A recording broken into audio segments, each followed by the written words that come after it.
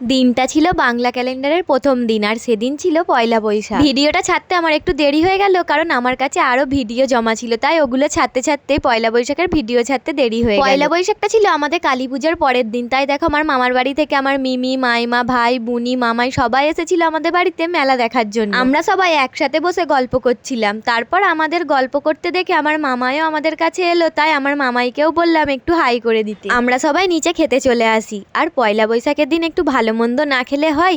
তাছাড়া আমার মামার বাড়ি থেকেও সবাই এসেছে, তাই একটু ভালো মন্দ তো রান্না করতেই হবে। সেদিন মেনুতে ছিল ভাত, আলু ভাজা, পাবদা মাছের ঝাল, মাংস, চাটনি, পাঁপড় আর দই। এত কিছু খেয়ে আবার একটু স্প্রাইট না খেলে ঠিক হয় না, তাই আমরা সবাই স্প্রাইটও খেয়ে নিলাম। আর স্প্রাইট খেতে না খেতেই আমার দাদা আবার দেখিস আইসক্রিম নিয়ে চলে এসেছে। বিকেল হতে না হতেই আমরা সবাই আমাদের গ্রামে পাওয়ার মিউজিক হয়েছিল সেটাই দেখতে গিয়েছিলাম।